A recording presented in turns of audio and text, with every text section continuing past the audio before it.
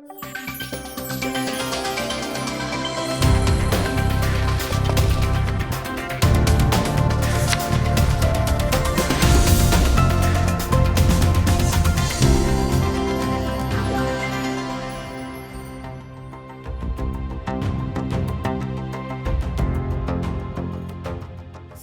بینەرانی بەڕێز لە ئەڵلقەی ئەمڕۆدا دێنەوە خزمەتتان بۆی باس لە پەیوەندیەکانی نێوان ئاین و نەتەوە بکەین. ئایا دەشێت ئاین ببێتە هەوێنێک بۆ بنیاتنانی نەتەوە لە کاتێکدا ئاین خۆی حەقیقەتێکی بان مێژووی و بان نەتەوەیە؟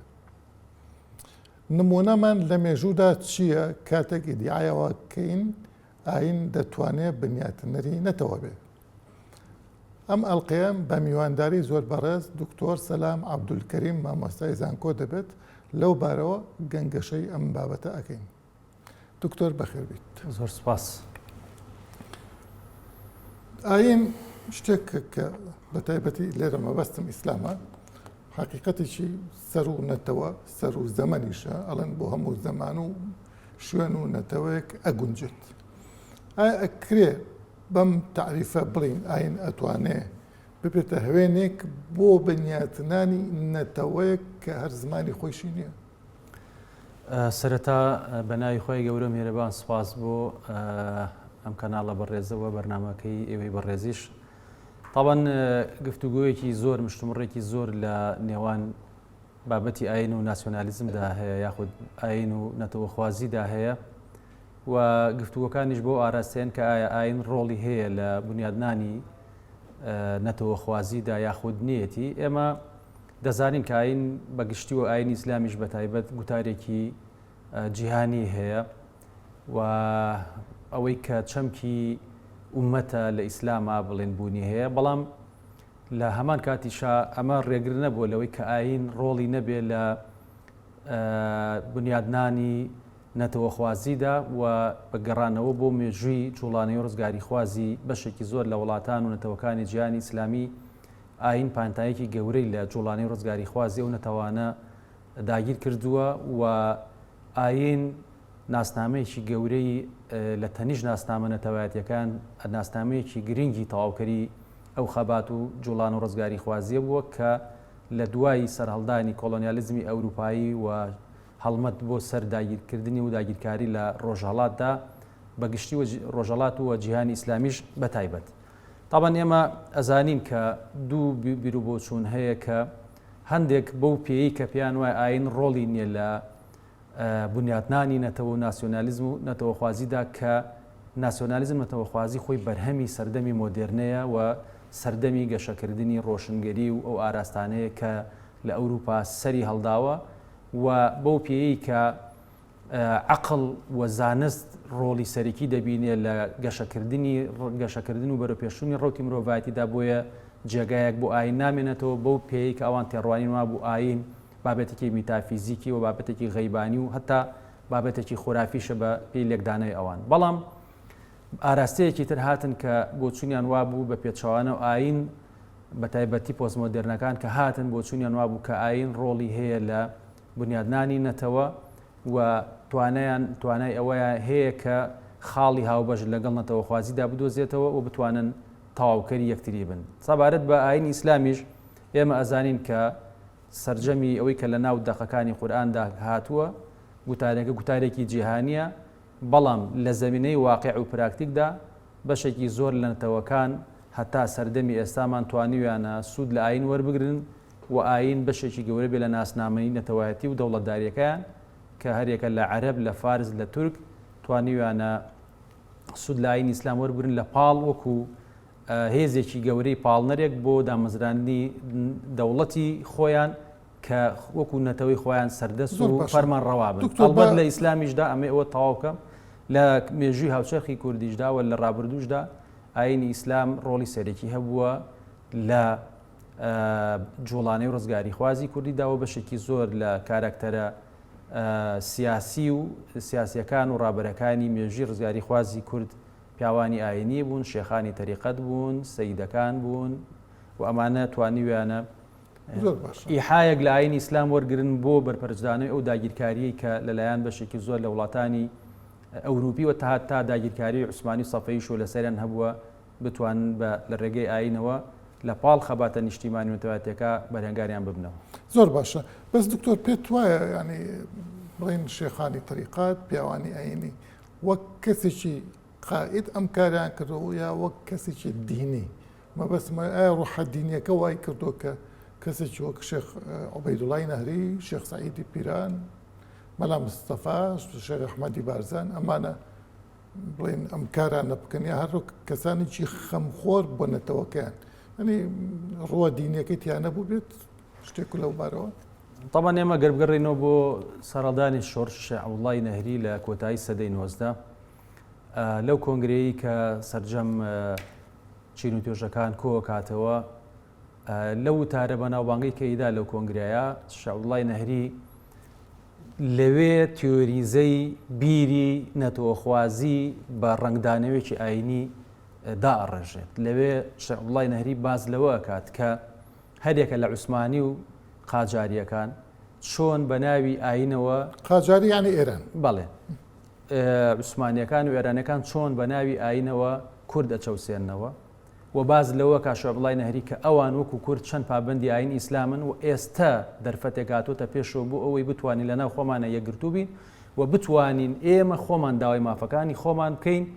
و ئەوەی ئاین باسی ئەکا ئێمە پێمان ڕەوا ئەبیندرێت کە ئێمەش گزارش لە قوارەی خۆمان بکەین، قوارەیەک کە تایبەت بێ بە وەکو فەرمانڕەوای نەتەوەی کورد و بە دەسەبەرکردنی پێکەوە ژیانی ئاینەکان و نەتەوەکانی تریشتێدا. لەو گوتارەدا زۆر بەڕوونی ئەوە دەرەکەوێت کە شێخ عەبدوڵڵای نەهری طبعاً دەرکەوتنی شێخ عەبدوڵڵای نەهری پەیوەندی بە چیوە؟ پەیوەندی بەوە هەیە کە لە نیوەی دووەمی سەدەی 19 بەدواوە هیچ مێرنشینێک نامێنێت. ئەم مێرنشینانە کە نامێنن پێکهاتەی مێرنشین لە میرەکان پێک هاتووە لەگەڵ کۆمەڵێک لە عەشیرەت و هۆزەکانە. کاتێک کە میر نامێنێ ئەو پەیوەندیە نامێنێ، ئەو پەیوەندی ڕایەڵە نامێنێ، زەمینەیە گێتە ئارا و بەتایبەتی لە دوای شۆڕشی یەزدانشێر 1855 بە دواوە هەتاوەکو 1970 فەراغێک لە جوڵانی ڕزگاری خوازی کوردی لە مێژووی هاوچەرخی کووردا دروست دەبێ کە شێخان و پیاوە ئاینەکان دەتوان ئەو بۆشایە پڕ بکەنەوە. لەوێوەیە بۆچی لەبەرەوەی پیاوە ئاینەکان و بەتایبەتیش کەسایەتێک و شێخ عەبدوڵڵای نەهری مەکانەتی دینی و دنیای لای کۆمەڵگای کوردی ئەو سەردەمە هەیە. ئەمە زەمینە سازی هەیە و خۆشی ڕابەرایەتێکی گەورەکە کە ئەو شۆڕشە بەرامبەر بە عوسمانی ئەو لەژێر کاریگەری ناسیۆنالیزمی غەربی ئەم کاری کردبێت مەسەلەن بۆ کورد دەگەڕێتەوە لە دوای 10 ساڵ 11 ساڵ لە بەشداری لە بەرپاکردنی شۆڕشی شێخ عەبدوڵڵای نەهری بۆ ئەگەڕێتەوە بە بەشداری بەشێکیان لە بەشداری سوارێ حەمیدیە. بۆیە ئەو کاتێک کە شێخ عەبدوڵڵای نەهری ئەم ڕاپەڕینە بەرپاکات بەشێکی پەیوەندی بەو گۆڕانکاری و پەرەساندنانەوەی کە لە ناو دەوڵەتی عوسمانی کە پێ ئەوترێ پیاوە نەخۆشەکە وردە وردە بەرەو لاوازی ڕۆشتووە کە ئەخیر سوڵتانی بێزیان سوڵتان عەبدولحەمیدی دووەمە لەو خۆناغە هەستیارە دەسەڵات دەگرێتە 1976 بە 1990 شێخ عەبدوڵڵای نەهری بە سوود وەرگرتن لەو بارودۆخی هەیە لە تەنیشتی هۆشیاری ئاینیەکەدا کە ئەو بە تێگەیشتنی خۆی بۆ دەقەکانی ئاین هیچ بربەستێک لەنا ئەو دەق ئاینیانە نابینێتەوە کە بربەست بێت لە بەردەم کوردیشە کە خاوەنی قوارەیەکی خۆی بێت. ئەوە با بڵێم بیخەمە چوارچەیەکەوە ئەکرێنێتەوە قاڵبێک بێت ئەو ڕوحە دینیە بێتە ڕوحی ئەو قاڵ بە شێوەیەک لە شێوەکان. خۆی ئێمە سێ پۆلێنمانەیە باربارە ئانریڤەر کەسێکی ئەکادیمیە مامۆستایەکی زانکۆیە پۆلێنێکی سێبەشی هەیە بۆ پەیوەندی نێوان ئاین و ناسیۆنالیزم. ئەو جۆرێکیان ناوەنێ ناسیۆنالیزمی ئاینی، جۆرێکیان ناوەنێ ناسیۆنالیزمی سێکۆلار، بەشێکیان ناوەنێ ناسیۆنالیزمی ئامرازی باوەڕمان. ئەو پێی وایە بەشێکی زۆر لە حرەکاتە دینیەکان هەوڵ بۆ ئەوە دەن کە ناسیۆنالیزمێکی ئاینی پێک بهێنن. پێت وایە پرۆتستانت وا بوو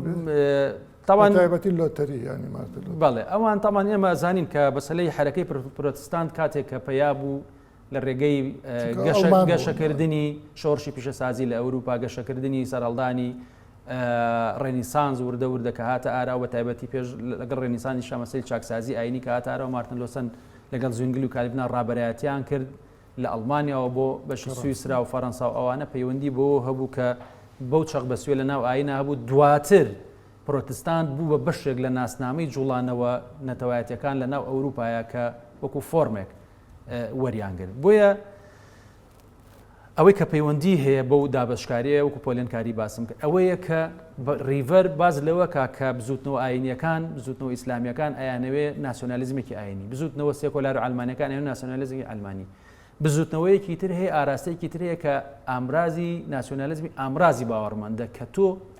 ئەکرێ بزوتنەوەیەکی سێکۆلاربی بەڵام بتوانی بزوتنەوەیەکی ناسیۆنالبی بتوانی سوود لە ئاین وەربگری بۆ ئەوەی بێ بە ناسنامەی ڕۆحی و ناسنامەی دەوڵەتداری تۆ لە تەنیشتی بزوتنەوە نەتەوایەتەکە بۆ یەکتری تەواوکەن بە تایبەتیش کاک سۆران ئێمە لە ڕۆژەڵاتی ناوەڕاست و بە تایبەتی لە جیهانی ئیسلامی بزات بە نسبەت کوردیشەوە ئەم جۆرەیان ڕەنگە سەرکەوتوتر بێ ئێمە گرفتێکی زۆر بە تایبەتی دوای ئەوەی کە بە تایبەتی کۆمۆنیزم و سۆسیالیزم ئەوانە شتێکیان نەماوە بیڵێن بە خەڵک ئێمە لە باشووری کوردستان کاک سۆران بەریەکەوتنێکی گەورەمان هەیە لە نێوان گوتاری ئاینی و ئیسلامی و گوتاری ناسیۆنالیزم و نەتەوەخوازی کە نەتوانراوە پێتوانێت ئەوانەی تر شتێکیان نەماوە بیدەن مەسەن سۆسیالیزم مەسەلەن مارکسیزم ئەوان هەر خۆی گوتاریوان گوتارێکی بانەتەوەییە باشە بەڵام لەگەڵ نەتەوەیە تێکردان کردووە بەڵێ هەندێک فۆرم و مۆدێلمان هەیە کە ئاوێتیان کردووە بەڵام بابەتەکەی من لێرە ئەوەیە کە لە کوردستاندا نەتوانراوە لە باشووری کوردستان با دیاری بکەیت نەتوانراوە پەیوەندی نێوان ئاین و ناسیۆنالیزم بگەێنرێتە خاڵی بەیەگەیشتن و تەواوکاری یەکتری تەوزیفکاری هەردوو لا بە دوو ئاراستەی تەری بەڕۆ هۆکاری چییە؟ بە بڕای من بەشێکی زۆری ئەوەیە کە ئێمە هێشتا لە باشووری کوردستان خەڵکی قوڵمان نییە خوێندنەوەی هەبێ بۆ خوێندنەوەی قوڵی فکری و فەلسەفی هەبێ بۆ پەیوەندی نێوان ئاین و ناسیۆنالیزم پێتوانێت حرەکەتی ئایدۆلۆژیانەی ئیسلامیش بە تایبەتی وهابی و ئیخوانی لەم لەشەوە حرەکاتی با بڵێن سیکولاری توندڕە و هەردووچیان بە شێوەیەک لە ئایدیالیزەکردنی ئەفکارەکان ئەنوان کردووە ئەمشتە ڕووبا خۆی بێگومان ئەو دوو گوتارە پەرگیرە لە گوتاری پەرگیری ئاینی لەگەڵ گوتاری پەرگیری ئەوەی کە بە ئارەسەی نەتەوەخوازی و سێکۆلارەکە تیا زاڵە ئەمانە نەیانتوانیوە کار لەسەر دۆزینەوەی پەیوەندی نێوان ئاین و ناسیۆنالیزم لەگەڵ ئەو ئاراستەیە بڕۆن کە ئاین ئایا ئەتوانێت ڕۆڵی هەبێ لە بنیادنانی نەتەوە یاخودنە نەتەوەکانی دەوروبەرمان توانیان ئەو خاڵە بدۆزنەوە فارس توانی بدۆزێتەوە عەرەب دەمێکە توانێتی بدۆزێتەوە تورکیش توانێتی بدۆزێتەوە بەڵام ئێمە نەمانتوانێت لە باشووری کوردستان بۆچی ئەوە مەسەلە دەسەڵات بێ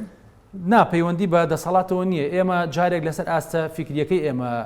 قسە لەسەرەوە بکەین یعنی ئێمە خەڵکی قوڵمان زۆر نییە خەڵکی وەکوی ئەڵێن بیرمەندمان نییە ئینسانی فەیلسوفمان نییە کە بتوانێت جارێک تیوریزەی گوتارە دینی و ئیسلامیەکە بکە لە پەیوەندی بنەتەوە لەو ئاراستەی تریشمان نیمانە مەسەلەن تاوەکو ئێمە بێن وردە لە ناو حیوارێکی گفتوگویەکی درێژخایانە ئێمە خاڵاو بەشەکان بدۆزینەوە بتوانین هەردووچیان لە خزمەت یەکتریا تەوزیف من ئەمە لەسەر مەسەلەی تورک ئەم قسەی ئێستام زۆرتر پشتڕاست بکەمەوە تورک دوای ئەوەی ئەبنە موسڵمانە تەنانەت پێش ئەوەش مثلا هەر لە سەلجوقیەکانەوە تا ئەگاتە دەوڵەتی عوسمانی کە زانیانە ئاین ئەم ئیسلام ئەتوانێت هێزێکی ڕۆحیان باتێ هەر لێەوەی تر دینیان وەرگرتووە لێەوە دەسەڵاتی سەلجوقی کە تورک بوون دوای هێتە دەسەڵاتی عوسمانیش دروست دەکەن یعنی خەریکم بڵێم دین و دەسەڵات لای تورک یەک معناگەیەنێ بەس لای کورد لە ژیانە کورد دەسەڵاتێکی نەبووە پێویستی بۆ شەرعیەتایی نێبێ بەستم ئەلەوەی بەڵێ ئەوەی کە پەیوەندە بە مێژووی بە تورکەکانەوە بە تایبەتیوە بە تورکیای مۆدێرنیشەوە لە دامەزرانی کۆماری تورکیاوە ئێمە یعنی بابەتەکان هەر سەردەمێک پێویستە بگەڕێنەوە بۆی کاتێک کە دەوڵەتی عوسمانی لە کۆتایی سەدەی 19 گاتە قۆناغی لاوازی و مەسەلەن وردە بەرەو داڕوخان ئەڕوات بیرمەندەکانی ناو دەوڵەتی عوسمانی بیر لەوەکەنەوە چۆن دەوڵەتی عوسمانی ڕزگار بکەن چۆن مەسەلەن دانیشتوانی دەوڵەتی عوسمانی بە هەموو پێکاتی نەتەوەکانەوە ڕزگار بکەن فۆرمێکی پێبەخشن تاوان ئەوان لە دروستبوونی تورکەلاوەکانەوە و پێشتریش حرەکاتی مەسەلەن چاکسازی و سڵاح و ئەوە کە لە هەندێک فۆرمی سەربازی ئەوانە دەرکەوت دوایە هاتە سەر بابەتە فکریەکە کە چۆن بتوانن تاوان یەکەم جار چەمکی برایەتی ئیسلامی کە دەوڵەتی عوسمانی نوێنەرایەتی سوڵتان خۆی سوڵتانەکە و دواتر چەمکی عوسمانیزم هەندێک جار وشەی عوسمانیزم یعنی تابعێکی دینیشی وەرگرتووە کە لە تەنیشتیەوەی کە هاوڵاتیانی هەر کەسێ لە چوارچەوەی دەوڵەتی عوسمانی ئابژی پێوتراوە ئینسانی بڵێن عوسمانی ئەوە بەڵام کە وەختێ شەپۆل کاریگەریەکانی ئەوروپا و ڕێنیسانس و مەسلەی ڕۆشنگەری و دواتر ئاراستە قەومیەکە بزوتنەوەی بڵێن هوشیار بوونەوە بێداربوونەوەی گەلانی ژێرسایی دەوڵەتی عوسمانی لە بڵخان و لەو شوێنانەوەیە تا ئاراوە ئیتر دەوڵەتی عوسمانی وردە ناتوانێت بەم ناسنامەوەی بەرگری لە خۆی بکە ئەو جغرافیە فراوانە یاخو ئەو هەمونەتەوە جیاوازی کە لەژێر دەسەیەتی بۆیە لە بیرمەندەکان لێوە بە تایبەتی حرەکاتە سیاسەکان تورکەلاوەکانە دواتر کۆمەڵی اتحاد و تەرەقی تاوان کۆمەڵی اتحاد و تەرەقی زیاتر تابعێکی سیاسی وەرەگرن بەڵام بیرمەندەکان لێوە ئیش لەسەر چیەکەن چۆن بتوانن تامان گەشە بایەق بە تۆرانیزمەدەن تۆرانیزم تقریبا ئیحساسێکی نەژادیە و هەتا ئاین ڕۆڵێکی ئیسلام ڕۆڵێکی سەرەکی هەبووە لە گەشەکردن و سەرهەڵدانی بیری تۆرانیزمە بە تایبەتی لە ناوچەکانی قەفقاز لە ناوچەکانی تەتەرنشینەکان کە عەفەندەوەیەک ڕستە تەواویکە ئەوروپیەکان تورک یەکسانەکەن بە ئیسلام ئیسلام یعنی تورک یعنی ئیسلام و پەیوەندی بەو تاریخە دوور و درێژە بۆ مێژە دوور و درێژە کە دەوڵەتی عوسمانی چەند سەدەیەک فەرمانڕەوایەتی کردووە و هەتا سەرهەڵدانی دەوڵەتی سەفەوی لە سەدەی سەتای 16 ئاراستەی فتوحات و لە شێتیەشی دەوڵەتی عوسمانی بەرە ئەوروپا ڕۆشتووە هەتا تا نزیکی ڤێنا ڕۆشتووە تا نزیکی خۆراوای فەڕەنسا ڕۆشتووە لەولا هەرچی بەشێکی زۆر لە دەوڵەتانی بڵقانە لە ژێردەسەڵاتی دەوڵەتی عوسمانی باجووسەرانیان بە دەوڵەتی عوسمانی داوە دەوڵەتی بەڵێ قوستەنتینیان گرتووە 1453 پێم وابێ لە سەردەمی سوڵتان محەممەدی فاتحە پەیوەندی بۆیە دەوڵەتی عوسمانی وەکو دەوڵەتێکی ئیسلامی فەرمانڕەوایەتی کورد باجووسەرانی لەوان وەرگرتووە و دروشمی جیهادیان بەرز کردوەوە لە فتوحاتەکانیان بەرامبەر بە ئەوروپای مەسیحیەکانە بەڵێ تەمان ئەم تۆرانیزمە کە ئیحساسێکی نەژادی بووە لە ناسیۆنالیزم فراوانترە چوارچێوەکەی کە بانگەشە بۆ یەکگرتنی سەرجەم ئەو نەتەوانەیەکە کە ئەسڵان نەچێتە سەر ئۆغۆزەکان و هەمویان یەک بەرە بابیانەیە ئاین ئیسلام ڕۆڵێکی سەرەکی هەبووە بۆچی لە منتیقەکانی قەفقاز و لە منتیقەکانی ئاسیای ناوەڕاست بۆچی چونکە لەو سەردەمە دوو مەترسیان لەسەر بوو مەترسی توانەوەیان لەناو بۆتەی سلاڤیزم کە ڕوسیا پەیڕەویە کرد مەترسی لەسەر بە ئەرتۆدۆکسکردنی و مەسیحیکردنیان ئیسلام ئیسلامی مەسیحیت و ئۆرتۆدۆکس سلاڤ ڕەگەزەکەیە سلاڤیزم سلاڤەکان هەموو ئۆرتۆدۆکسن تقریبا بەشی هەرە زۆری بەڵام ئەوان لە ڕووی توانەوەیان وەکو نەتەوە کە یانویست بیانکەن بە سلاڤ ڕەچەڵەکەکانیان بگۆڕن بڵێن نەژادیەکەیان و ئاینەکەشان بگۆڕن بە ئەرتۆدۆکس و بە مەسیحی ئیسلام لەوێ ڕۆڵێکی سەرەکی گەڕا لە پاراستنی ناسنامێنەتەوایەتی ئەوان وتا بەنسبەت کوردی شۆگاک سۆران ئیسلام ڕۆڵێکی سەرەکی لە پاراستنی ناسیۆنالیزمی ناسنامەی کوردیا هەبوو ئێمە ئەومان بیر نەچێت سەیری بەشێکی زۆر لە من باسم لە شعبوڵای نەهەری کرد هەتا گاتە سەرەتایی ناوەڕاستی سەدەی بیستیش ئاین ڕۆڵێکی سەرەکیە شێخ عەبدولسەلامی بارزانی لەو داواکارانەی بۆ بابی عالی بۆ دەوڵەتی عوسمانی ئەنێرێ ئەڵێ جێبەجێکردنی شەریعەتی ئیسلامی خاڵێکی تر ئەڵێ خوێندن بە زمانی کورد سەیرەکەی گوتارە ئاینی و نەتەوایەتەکە لەگەڵ گوتارە ئاینەکە لەگەڵ گوتارە نەتەوە خوازیەکات جیان نەبووە بەڵام مەکرێ لەلایەن خەلیفەی مسلمانان ئەویان بابەتێکی توانیانی دین بۆتە شتێکی دووسەرە لەم حاڵەتە نا ئێمە هۆکارەکە ئەوەیە من بۆ جەڕم ئێمە پێویستمان بەوە هەیە وەکو کورد پێویستمان بەوە هەیە بگەڕێن بە دوای خاڵی هاوبەش ئیسلام چۆن بتوانێت ڕۆڵی هەبێ لە پاراستنی ناسنامەی نەتەوایەتی ئێمە چۆن ڕۆڵی هەبێ لە بنیادنانی نەتەوایەتی بێگومان لە ڕابردوو هەبووە بەڵام ئێمە ئێستا بە حکمی ئەو بەریەکەوتنانەی کە هەیە نەتوانراوە هەتا ئێمە کولتور و توراسێکی گەورەی ئیسلامی کوردەواریمان هەیە نەتوانراوە دەسی لێ بدرێ وەک پێویست بگەڕێنەوە بۆ کەسایەتی گەورەی و مەولەنا خالدی نەقشبەندی کەس وەکو پێویست نەیتوانیوە خاڵ ئەو مشتومڕ و جەدەلە لە نێوان ئاین و نەتەوە لە گوتاری مەولەنا خالدی نەقشبەندی بدۆزێت لە کاتێکە گەنجینەیەکی گەورەیە سەرمایەکی گەورەیە وە گوتارەکەشی کاک سۆران مەکانەتی مەولەنا خالدی نەقشبەندی نەتەوەی کوردیشی تێپەڕاندووە بە هەزارها موردی لە دەروی کوردیشەیە بەڵام بۆ قادریش بە هەمان شێوە من قسەکەم لەسەر ئەوەیە ئەم توراسە ئیسلامە کوردەواریە نەتوانرا وەک پێویست و هێزە ئیسلامیەکانیش کە لە دوای ڕاپەڕین هاتن کەمتر لایەن کردەوە بەلای ئەم توراسە ئیسلامە کوردەواریە بەڵام لە تورکیایە لە سەردەمی پارتی داد و گەشە پێدانا چەند ساڵێک لەمەوە پێش کۆمپیوتەر دکتۆر کەممانەوە ئەمە دوایش بێ مەسەرەوە 4 دقەیەکمان مابێت پێتوانێت ئەو دینانەی کە خوان هەر نەتەوەین زۆرتە دەوریان بۆ وەک جوولەکە مەسەرەن جوولەکە نەتەوەیە و دینەکەشیان هەر دینی خۆیانە یانی هندوس مثلا ئەمانە زۆرتر دەوریان بۆ بەڵام ئەوە هەر وەک تعبیرێک ئەمێ بێمە سەر حزبی عەدالە و تەنوێ خۆ داد و گەشە پێدان پێت وایە ئەو توانیوێتی ئەم تەزاوجە ئەم ئاوێتەکردنە لە بینی دین و نەتەوایە بکە پێت وایە ئەمە ڕاست بێ؟ طبعا ئێمە بەر لەوە بگەڕێنەوە بۆ مەسەلەن پێگەی ئاین لە ناو مجتەمەعی تورکیا ئەگەڕێتەوە بۆ ئەو تاریخە دوور و درێژی لەناو دەوڵەتی عوسمانی هەیە بۆ مجتەمەعێکی ئیسلامی بووە دواتر سوڵتەکە بە هەمان شێوە تا ئاگاتە دروستکردنی تورکیانی حاکمیە عالەمی ئیسلامی بەڵێ کە تورکیا کۆماری نوێی تورکیادا مەزرێ دابڕانێکی گەورە نەکتەنە لە ئاینا لە کولتوری ئەو عوسمانی شا دروستەکە بە مەسەلەی بە ڕۆژاواییکردن هەتا ئاگاتەکەی هەتا ئاگاتە سەردەمی فرەحیزبی 50 بۆ 60 کە پارتی دیموکراتی تورکیا 1946 لە دوای کۆتایی جەنگی جیهانی دووەم دروستە بێ ئەوان خۆیان عدنان مەندرێسە جەلال بەیار ئەمانە کەسێک بۆ جبێک لەوانە کە خۆیان خەڵکی باوەڕدارن بۆ بەرژەوەندی خۆیان بەشێکی ئاین جارێکی تر لا لە ئاینەکەن و لە ناو مجتەمەعی تورکیا ئەو تەریقەتە سۆفیگەریە گەورەیەی کە نەوروسی سلێمانی بەکتاشی لە ناو مجتەمەعی تورکیا هەبووە ڕەگوڕیشێکی قوڵ و دوور و درێژیە بۆ لە سەردەمی دەوڵەتی عوسمانیەوە ئەوانیان سوودی لێ ئەبینن بەڵام دواتر کە کودەتای 1960 کرێ باشە ئەوان لە دەسەڵات دوورەخرێنەوە دیسان گۆڕانکاری بەڵام جوڵانەوە ئیسلامی لێ دابڕاونی هەتا دەرکەوتنی نەجمەدین ئەربەکان لە ناوەڕاستی شەستەکان بە دواوە لە هەفتەکان و لە هەشتاکان ئایتر لە دروستبوونی پارتی ڕەفاه لە 83 باشە دواتر ڕەفاه تا ئاگاتە سەرکەوتنی لە هەڵبژاردننی پەرلەمانی پێکەنانی حکوومەتی ئێتلافی باشە لەستان سۆچی لەرە بەڵێ دوای 2 ساڵ ئیتر کودەتای سپیە خۆت کودەتای پۆست مۆدێرنە بەسەر پارتی ڕەفاه ئاکرێ دوو پارتی لێ جێبێتەوە فەزیلەت و داد نییە پارتێکی تر ناوەکەی سەعادەت ئەو دوانە هەر یەکە لە ڕەجەب تەیب ئەردۆگان و عەبدوڵڵا گول و ئەو کەسایەتیانە ئەمانە کۆمەڵێک گەنجن یەن چی ئەدۆزنەوە یەن چارەسەرێک ئەدۆزنەوە کە لە ڕێگەی دروستکردنی پارتی داد و گەشە پێدانەوە کە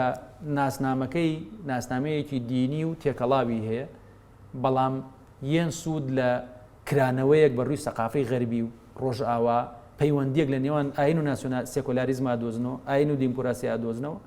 و ئەگەر سەیری پەیڕۆپرۆگرامی پارتی داد و گەشە پێدان بکەیت ئەسڵەن جاری ئەوان گونجانەیەکیان لەگەڵ بیری کەمالیزیشما کردووە ئەڵێ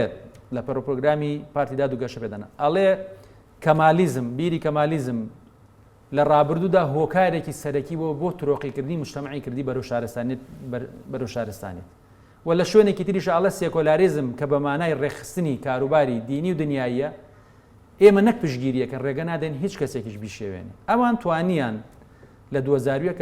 کە مانگی 2001 دروست بن لە هەڵبژاردننی 2002 لە ڕێگەی پێگەکانیان و کار و خزمەتەکانیان لە هەڵبژاردننی شارەوانیەکانە لە ئەستەمبوڵ و ئەنقەرە توانیان بێنە پێشەوە لەوێ هەڵبژاردننی سیاسی ئەمێ ڕوانەوەیە ناسۆنیزمەکەی دەرخەم لێدانە پێت وایە با بڵین حیزبی ڕەفاه حیزبێکی نێونەتەوەیی بوو دوای کە داد و گەشە پێدان هەیە ئاین و نەتەوە تێکەڵا کات شتێک لەو بارەوە دا ئەوانش خۆیان بە تورک ئەزانی بەڵام لەمە ئەوان هاتن کاک سۆران هاتن پەیوەندیان لە نێوان سێکۆلاریزم و ئاین دادۆزیەوە کە ڕەفاه ینی تایپێکی محافزکارانە بوو بەڵام داد و گەشە پێدان ئەو پەیوەندیان دۆزی و هەتا لە سەرکەوتنی هەڵبژاردنە پەرلەمانەکانیان جارێکیان پێم وابێ عەبدوڵڵا گول بوو کە وتاری سیاسی وتی ئێمە ڕێگەن یەکەم لێدوانی وتی ئێمە ڕێگە نادەین سێکۆلاریزم بشێوێنرێ لێرە یا ڕێگە نادەین سێکۆلاریزم ئەوان پارێزگاریان لە سێکۆلاریزم کرد بۆیە بیری پارتی داد و گەشە پێدان ئاوێتەیە ئیسلام کەمالیزم سێکۆلاریزم وتوانی شوانە سەرکەوتوو بن تا ئەم دقەیەکە لەسەر حکومەت توانیویانە و پەیوەندی بدۆزنەوە کەمالیزم سکیۆلاریزم و ناسیۆنالیزم بەڵێ آخر کەمالیزم خۆی ئینێکی جیاوازتری هەیە ڕاستە مەسەلەن سێکۆلاریزمی هێنایە ناو تورکیا بە ڕێژایکردنی ناو تورکیا بەڵام کەمال ئاتاتورک کۆمەڵێک پرینسیپی خۆی هەیە پێوترێ پرینسیپەکانی کەمالیزم کە 6 پرینسیپی سەرەکی کۆمارە کۆماریەت شۆڕژگەرایی میلیگەرایی هەر 6 پرینسیپەکەی کۆمار ئەوە پرینسیپەکانی کەمالیزمی پێوترێ پارتی داد و گەشە پێدان خۆی بە پارێزەری و بنەمایانە زانێ و ئەو دەستورانش کە تعدیل کراوە و دانراوەتەوە پارتی داد و گەشە پێدان جەخت لە پاراستنی ناسنامەی سێکۆلاری دەوڵەتی تورکیا ئاکاتەوە ڕاستە ڕەنگە هەندێک ئیجرات و ڕێوشوێنی دەستوری کردبێ مەسەلەن ئەوانە بەڵام بەم گۆڕانکاریە بەم گونجان نەتوانی بمێنێتەوە لە تەنیشتی ئەو خزمەتانەی کە لە شارەوانەکان و لە کۆمەڵگەی تورکیا کردوێتی سەرباری سەرنجمان لەسەر سیاسەتی لە هەندێک قۆناغا بەرامبەر بە پرسی کورد و بە ئێستاشەوە کە ئەوە پێویستی بۆیە بە گفتوگۆ چارەسەر بکرێ، بەڵام توانیوانە مۆدلێکی سەرکەوتوو بن لە دروستکردنی و دۆزینەوەی پەیوەندی نێوان ئاین و نەتەوەخوازیدا، سێکۆلاریزم و ئاینیش. زۆر سپاس. ئازیزان بەم شێوەیە هاتینە کۆتایی بەرنامەی ئەمڕۆمان لە خزمەتی بەڕێز دکتۆر سەلام عەبدولکەریم تا بەرنامەیەکی تر و میوانێکی تر خواتان لەگەڵ.